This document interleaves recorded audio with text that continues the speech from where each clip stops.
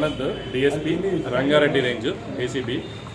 మాకు ఒక కంప్లైంట్ వచ్చిందండి. ఒక కాంట్రాక్టర్ గారు ఇక్కడ సీసీ రోడ్స్ లే చేయడానికి అతనికి కాంట్రాక్ట్ టెండర్ ద్వారా వచ్చింది. దాదాపు 28 లక్షల రూపాయలు విలువ చేసే కాంట్రాక్ట్, 28 లక్షల చీలర.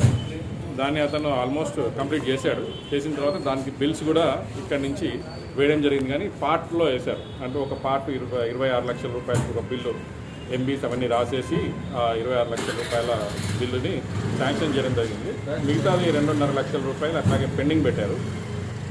దానికోసం అని చెప్పేసి ఇక్కడ తిరుగుతూ ఉంటే ఇక్కడ ఏఈగా పనిచేస్తున్న స్వరూప గారు తను ఈ ఒకటి ఇంతకుముందు ప్రాసెస్ చేసినందుకు తర్వాత మళ్ళా ఈ యొక్క 2.5 lakhs రూపీస్ ఏదైతే ఉందో అది ప్రాసెస్ చేయడానికి ₹1,50,000 రూపాయలు డిమాండ్ చేసిందన్నమాట లంచంగా. అట్లయితేనే ఇక మిగతా 2.5 లక్షల రూపాయలది నేను ప్రాసెస్ చేసి ఫార్వర్డ్ చేస్తాను, లేకపోతే చేయను అని చెప్పేసి చెప్తే అతను విధి లేక మా దగ్గర అప్రోచ్ చేయడం జరిగింది. చేస్తే ఈరోజు మళ్ళీ ఒకసారి మధ్యలో అతను వెళ్ళి రిక్వెస్ట్ చేసినాడు, ఇంత 1,50,000 ఇచ్చుకోలేనమ్మా కొంచెం తగ్గించారంటే ₹1,20,000 రూపాయలకి తను ఒప్పుకుంది.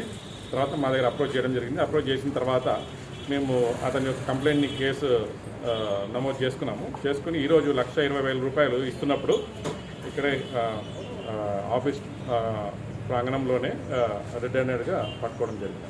ఇంకా ఎవరైనా ఉన్నారా సార్ అధికారులు దీంట్లో?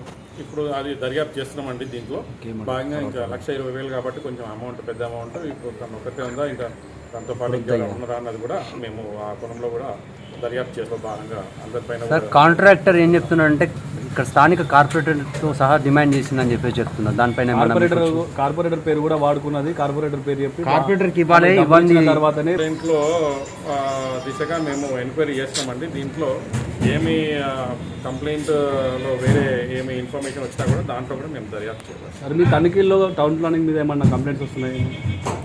కంప్లైంట్ వచ్చినాయి కాబట్టి ఈరోజు ఇక్కడ వచ్చి రావడం జరిగింది. ఇక్కడ వచ్చేసి ఇక్కడ రేట్ చేయడం జరిగింది.